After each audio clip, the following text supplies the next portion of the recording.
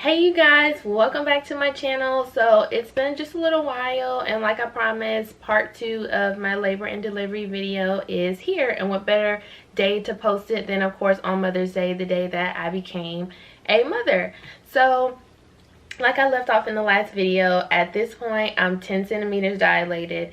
So my nurse she was so amazing, like the whole labor experience. She was just like, you're so calm, you're doing so great. Like, she was so encouraging. So one tip I do have is, if you don't have a nurse that is like seeming to be careful for you, like, you know what I mean, like really care or encourage you, ask for a different nurse, because mine was so amazing. She was so nice, and she just seemed to be like so understanding. And I think it helped too, because she was a mom, so she understood, of course, me being in labor. And so she's like, okay. So she calls my doctor in, and he's like, okay, it's time to push. And then he leaves. And I'm like, where are you going? Like, hello, it's time for me to push, like, to welcome my little bundle of joy. And so what I didn't know was that when you push, the baby just doesn't come out all the time. Some women take a little while. Like, you can be pushing for anywhere from 5 minutes or a minute to hours on end. And sometimes when you're pushing and pushing and the baby's not coming out, that's when you have an emergency C-section. But he left. So at that point, I'm like, hello, okay, where are you going? And so he's like, well, the nurse is going to help you push and I'll be back. I'm sitting there in my mind like freaking out, but I'm like, okay, it's game time, like tunnel vision. I just want to get my baby here safe. So my wife is next to me. She's being encouraging. She's like, baby, you're doing so good. It's time. And so in all, I wound up pushing for like 40 minutes. So we start pushing and pushing, and they have like your feet up on these like stirrup things, and then like your legs and vagina is wide open. And she's like, okay, push. And I'm thinking I'm pushing, and she's like, push like from your bottom, like you're doing like a big poop, like push. And like you're just like pushing with all your might. Like, I felt like every push, like it was just draining energy. Like I was pushing with my whole body weight. It was so crazy. And so like at some point she's telling me like, push harder, harder. And I'm like, shoot, how much harder can I push? Like, there's no harder pushing I can do. This is all you're gonna get. And so she was encouraging, because she would tell me like if it was a good push, or push harder, or like that's perfect, so then I could do it over again. And so I've been pushing at this point for like 30 minutes, and all of a sudden she's like, stop. And she's like, do you want to feel the baby's head? And like I could feel the baby like at the top of like where your vagina is. Like I could feel her head right there. And so well, like I could feel it bulging, and then I can also feel like I put my hands in my vagina and can feel her hair. So I could see that it was a good sign, because my wife was like, oh my gosh, and like she's making these faces like she can see her. So I'm like, okay, perfect. So she's like, okay, stop pushing. And at this point I'm like, shoot, I need to keep going, because like at this point the train is not stopping. So I'm like, I'm having these contractions, and I'm telling her like I need to push, and she's like, okay, just keep pushing then. So she calls my doc. She like immediately phones my doctor. She's like, Dr. Brown, please get to room so and so. And then she's like, she phones another nurse. She's like, can you come in for labor and delivery? Get everything ready. Da, da, da, da. So I'm like, oh shoot, like she's gonna be out. And so my doctor like hurry up and gets there. The other nurse. So at this point it's my labor and delivery nurse, another nurse who I had not seen the entire time, my doctor, and my wife, all in the room. So they're getting everything ready, and they're kind of like scrambling a little bit around the room. And then my doctor's like, all right, head's there, all right, we're gonna push, and the baby's about to come out. So I'm like, oh my gosh. So I'm getting like emotional, but I'm needing to focus on the last few pushes. So he's like, okay, he's like, hold on a minute. And I'm like, no, I can't, I need to push. So I start pushing. He's like, well, go ahead then. So I'm like, okay. So I start pushing, and all of a sudden I see my wife is like, oh. And so he asked the my labor and delivery nurse for like a tool. I didn't know the name of it, but it sounded like it was either a scalpel or scissors. And so I'm like, oh, what the hell is he finna do? Like, he's finna cut me? And so I'm just thinking I'm gonna tear naturally. So I didn't feel it, of course, but he cut me with a pair of scissors, a little cut, my wife said. And then all of a sudden I push, and with his help of his hands, I just feel like this gush of like water. Like I explain it like a wave in the ocean when you're about to surf. It was just like a whoosh, and then I felt her come out. And so I hear her cry, and then they're like, look at the beautiful baby girl. And so my doctor had already asked us what her name was, so he's like, look, here's Nala. And they put her on my chest, and I just bawled crying. My wife was crying, I'm crying, and she's like, oh my gosh, babe, like you did it, like oh my gosh. I'm just crying. And then she comes up because she was holding my hand kind of, but she was also at the end of the like where my vagina was or whatever, to see her come out.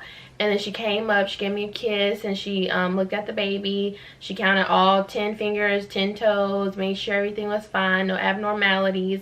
And then she went back down. They let her cut the cord or whatever.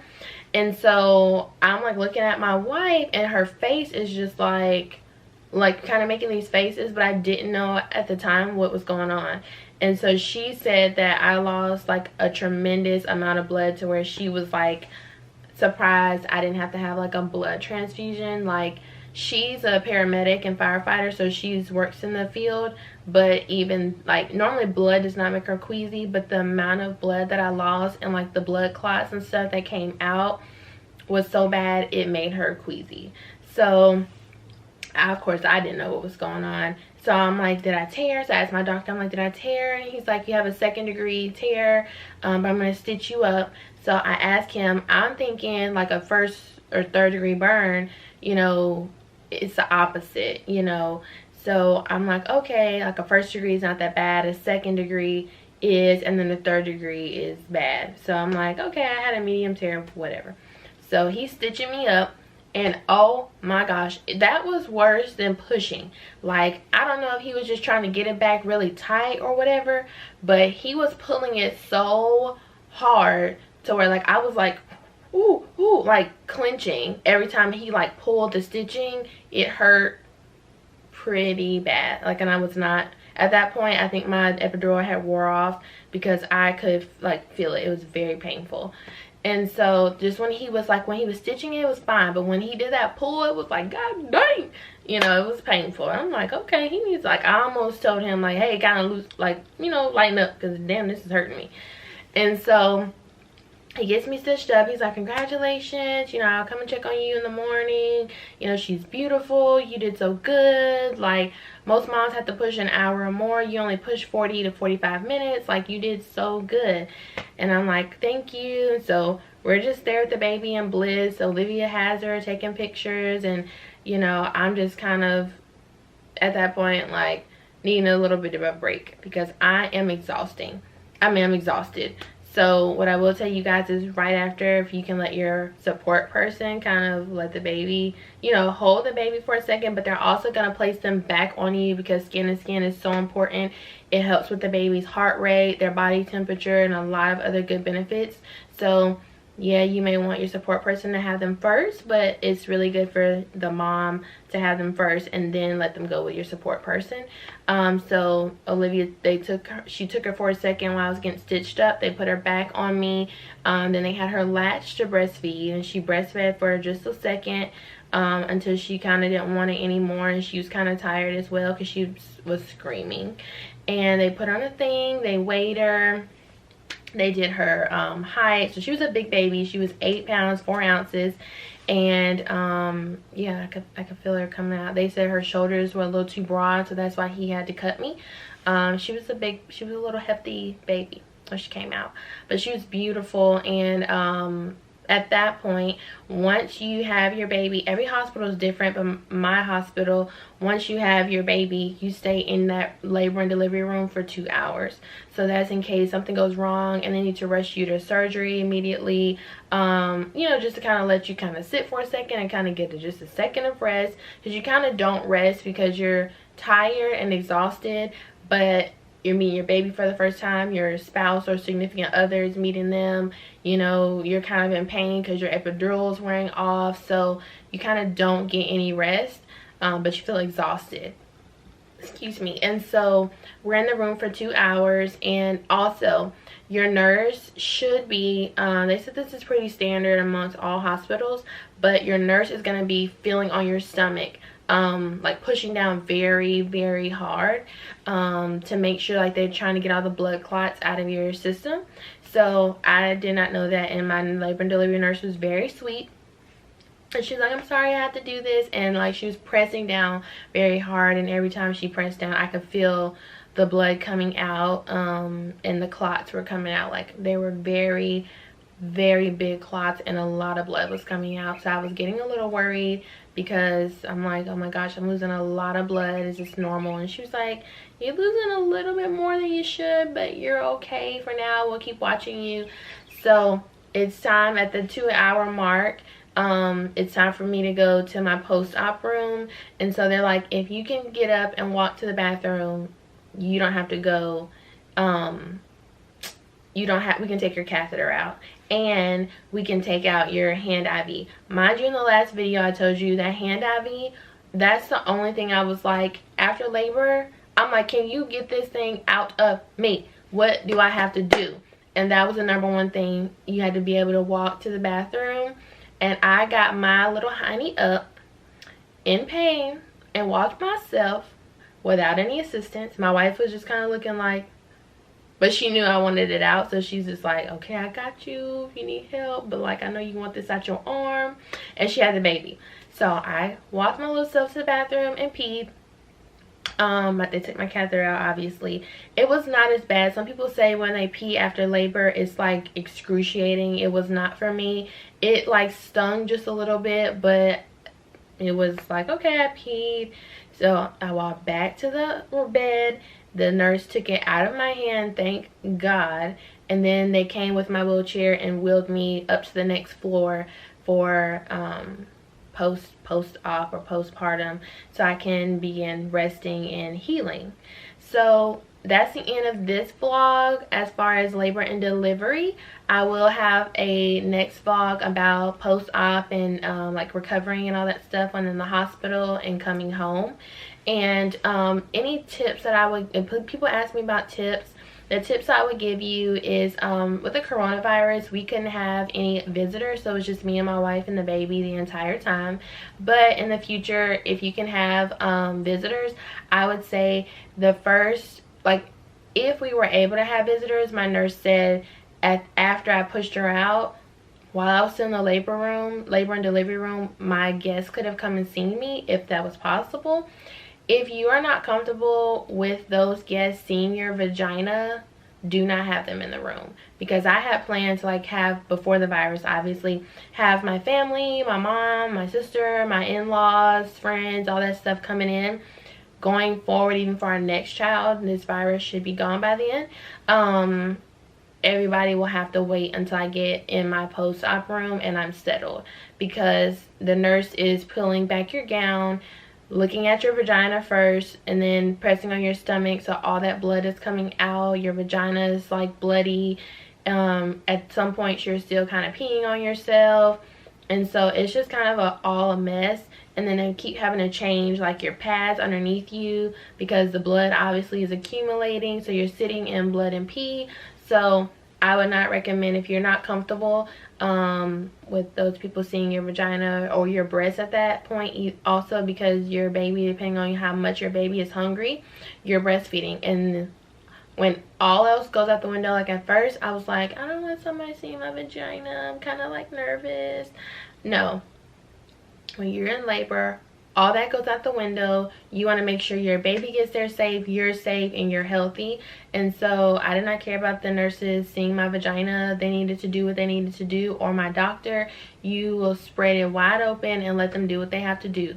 So if you're not comfortable with your friends or family or associates seeing your parts, just wait until you get in your post-op room, get settled, you know, in your bed, and then you know, let them come and see you then, because it's just so much going on. It's like a lot of chaos kind of when the baby comes out, and so you just kind of need a second to breathe. And it's a very intimate moment. Like, I was very devastated that I couldn't have my mom and sister in the room with me, but looking back, it's a very, very intimate moment that is an experience only my wife and I will share, and it's very special. And obviously, guys, you guys know what happened, but like just seeing it and stuff like that and being in that moment, only us two know. And so it's very intimate. So I would challenge any mom, if you can have, you know, just you and your spouse or significant other, unless you just really need your family or your, you know, another person, really think about it, because it's very, very, very, a very special moment that you can't get back. And my nurse said that it was the same. It was just her and her husband, and, you know, she wouldn't take it back. Also, just savor the moment. Like, when your baby comes out, you know, just focus on your baby and just being happy and, you know, enjoying the moment, because those are like precious moments you don't get back. Like, when I look back now, she's almost 2 months, and I look back and I remember like it was yesterday that she just came out. So, you know, just take things at a time, and also breathe or whatever in between your pushes during labor. When you're pushing, you know, how you do it is, when a contraction comes, you push for like 10 to 15 seconds, and then you release, and then you wait for another contraction. During that time, take some deep breaths and like breathe. If your support person can give you like a little glob of water in between, because your mouth can get kind of dry.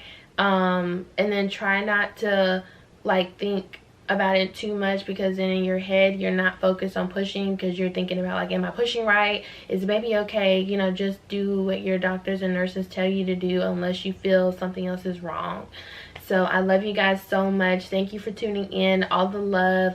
Happy Mother's Day to all the mommies out there. I remember this day last year. We were not, you know, happy. You know, we were kind of sad because our last IUI in February hadn't took of last year. So we were hoping that I'd be pregnant, and I wasn't. And I was just really like almost depressed and just so sad that I wasn't a mom. And, you know, but little did I know that a month later I would be pregnant, and then this year we're mommies, you know. So to all the moms out there that are wanting to be moms, we're praying for you. You know, keep it trying and have faith in God and his plan.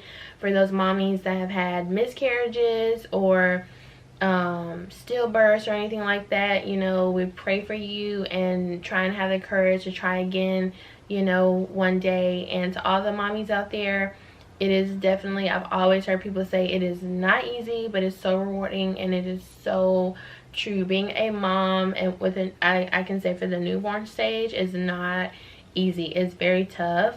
And you guys will hear in my next video about healing. It's just a lot.